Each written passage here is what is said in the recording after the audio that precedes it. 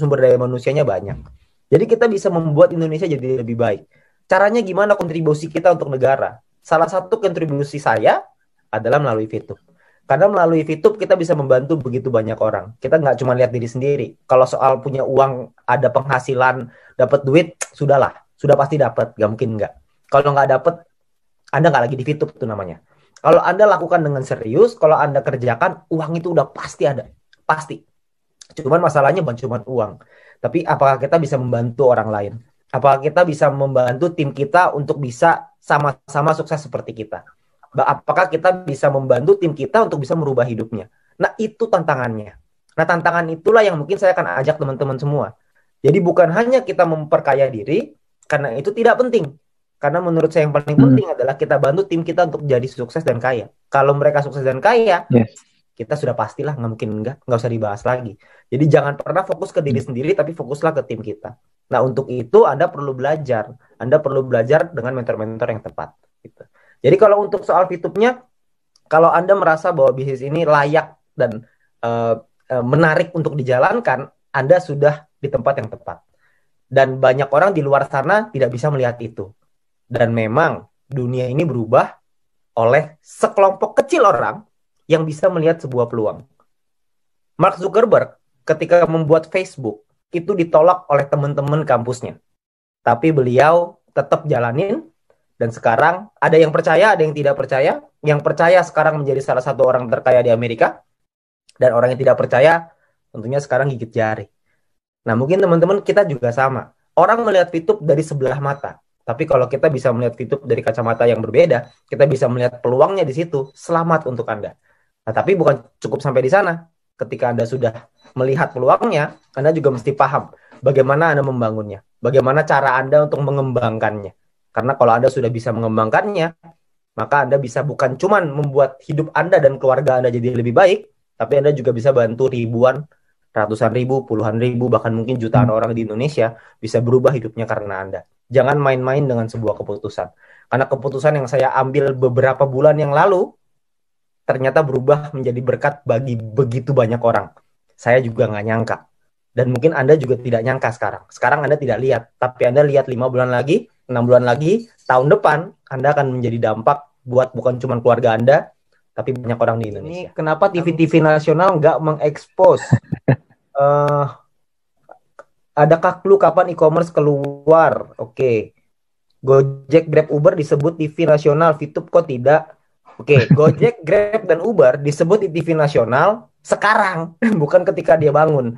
Ketika Gojek tahun 2015 nggak ada Pak di TV. Itu boro-boro di TV, di SMS mungkin ada. Tapi kalau di TV kayaknya nggak ada. Kalau misalkan sekarang tentu saja gitu. Tapi kita lihat VTube 5 tahun lagi, jangankan di TV Pak, di bioskop juga ada mungkin nanti. Semuanya akan ada. Ya, kalau misalkan iPhone kapan bisa daftar? Nah, iPhone ini juga satu kendala ya, karena iOS-nya sulit untuk di-adapt dengan aplikasi kita. Jadi nanti sudah disiapkan solusinya, tapi lagi dalam proses. Terus kalau untuk tadi e-commerce, e-commerce ini problemnya adalah di perizinan. Sekali lagi, ini model bisnis kita ini terlalu, kalau bahasa Yamaha selangkah ke depan, tapi ini kayaknya beberapa langkah ke depan gitu ya. Ini terlalu depan nih, sampai sulit untuk kita jelasinnya aja, bikin mudengnya aja susah gitu. Jadi kita perlu waktu. Jadi mungkin prediksinya mungkin tahun depan kayaknya deh. Ya, karena kita butuh dari manajemen sih lebih tepatnya ya. Manajemen negosiasi dan penjelasannya itu butuh lebih lengkap. Mereka butuh yang lebih jelas. Karena birokrasi di Indonesia kita semua sama-sama paham ya. Semuanya butuh waktu. Jadi kita butuh waktu untuk menyesuaikan itu. Tapi tentu saja kita mau banget supaya e-commerce itu jalan secepatnya. Itu perusahaan akan jauh lebih sehat lagi gitu.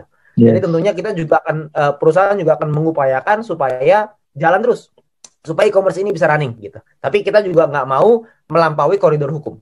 Tentunya kita semua nggak mau melakukan sesuatu yang ilegal, kan nggak ada yang mau. Kita maunya semuanya dalam ranah hukum yang benar, melalui legalnya mesti tepat gitu. Jadi kita nggak akan mulai sebelum kita dapat ACC atau approval dari negara, dari regulator. Tentu buat kepentingan kita bersama juga gitu ya. Pernah nggak Metro TV iklan di RCTI? Nah, ini dijawabin sendiri. Terima kasih.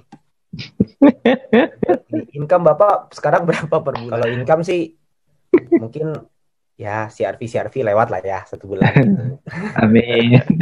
CRV kebelilah, CRV 1 bulan tuh kebeli. Gitu. Lumayan lah, lumayan untuk punya keleluasaan dalam segi finansial. Kalau misalkan dibilang kaya raya banget, enggak juga lah, masih banyak banget lah yang lebih kaya, yang punya gudang garam juga lebih gila-gilaan itu.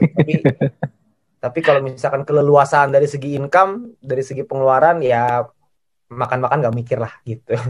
Makan-makan nggak mikir. Ngomong-ngomong, kapan manajemen berkantor di Indonesia? Nah, ini juga salah satunya nih ya. Ini juga kebetulan lagi dibahas, jadi sekalian. Kantor di Indonesia juga sedang dipersiapkan karena kita juga sama-sama tahu bahwa bisnis di Indonesia, kantor harus di Indonesia. Jadi kantor itu juga lagi dipersiapkan karena kemarinan ini kita memang peledakannya terlalu cepat. Jadi mau nggak mau harus ada manajemen yang dadakan dulu. Nah, sekarang ini sudah mulai running, lagi dipersiapkan untuk kantor di Indonesia. Jadi nanti kalau kantor ada di Indonesia pasti akan di-announce lah. Gak mungkin nggak. Ya karena saya yakin nanti kantornya itu nggak tahu deh itu kayak apa tawuran mungkin di dalam situ ya. Saya nggak tahu deh. Bakal rame banget pasti yang datang. Tapi nanti pasti akan dikasih lihat. Boleh lihat jempol yang bisa membawa kesuksesan. Wih, mantap. Wih, jempolnya mantap. Wih, jempolnya mantap nih. Susah nih jempolnya. Kenapa untuk registrasi harus berusia 18 tahun? Karena kalau di bawah 18 tahun nanti kita ditangkap sama Depnaker. Karena Mm-mm. tidak boleh mempekerjakan orang di bawah umur. Yang hadir kasih 10 VP kok masing-masing. Waduh, daripada saya kasih ikan lebih baik saya kasih pancingannya. Ah, Kenapa kalau searching di Google tentang VTube pasti yang keluar adalah VTube penipuan. Oh iya tentu saja, karena perusahaan bagus harus dijelek-jelekan dong. Karena perusahaan yang jelek mau diapain lagi? Kapan izin Kominfo balik? Kenapa kita harus pakai NIK? Oke, izin Kominfo ini masalah waktu ya. Jadi ini juga sama. Jadi kalau misalkan proses legalnya ini sudah mendekati fase akhir. Jadi ketika itu sudah selesai, maka semua izin juga pasti akan dipulihkan. Cuma itu butuh waktu aja untuk penyelesaian sedikit lagi. Eh, Jempolnya panjang banget ya, gak buntet. Makanya rezekinya panjang. Bisaan aja dulu waktu gua susah nggak begitu. Kenapa harus pakai nick? Karena kalau nggak pakai nick, nanti satu orang bisa bikin ID banyak banget dong. Karena kan harus diverifikasi apakah manusia atau robot, kan gitu. Kalau misalkan isinya robot semua kan pusing. Jadi kan harus ada eh, KYC namanya. Jadi perlu ada yang diituin lah, yang dicek gitu. mm. Ini udah gampang banget loh, cuma NIK doang. Harusnya tuh nggak begini nih. Harusnya tuh ada selfie-nya, ada fotonya, ada apa gitu. Harusnya ada beberapa lagi. Betul, betul. Berarti Vito masih di R&D terus ya? Oh, itu tentu saja jelas. Karena yang namanya bisnis, kalau misalnya tidak bertumbuh terus, maka bisnis itu akan mati. Seperti contoh, kita ambil contoh paling gampang. Bluebird sama Gojek. Siapa sih yang dulu yang punya Bluebird itu salah satu orang terkaya di Indonesia loh. Top 50 kalau nggak salah, terkaya di Indonesia. Sekarang, Bluebird ini ketika dibangun, itu gak ada yang berani melawan tuh. Taksi nomor satu pasti Bluebird, gak ada lawannya. Ada Bluebird, Silverbird, GoBird, semuanya. Wheelbird juga ada di situ. Tidak Aduh. ada satu orang pun yang bisa menyangkal bahwa Bluebird itu taksi nomor satu di Indonesia.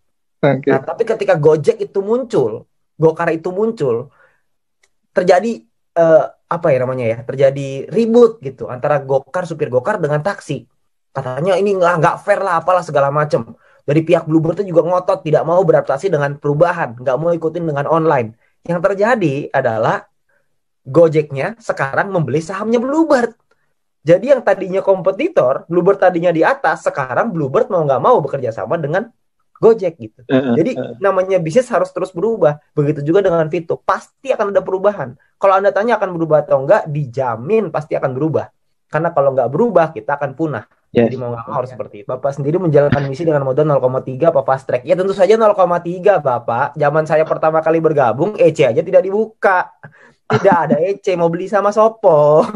Tentu saja pakai gratis, mau pakai apa lagi?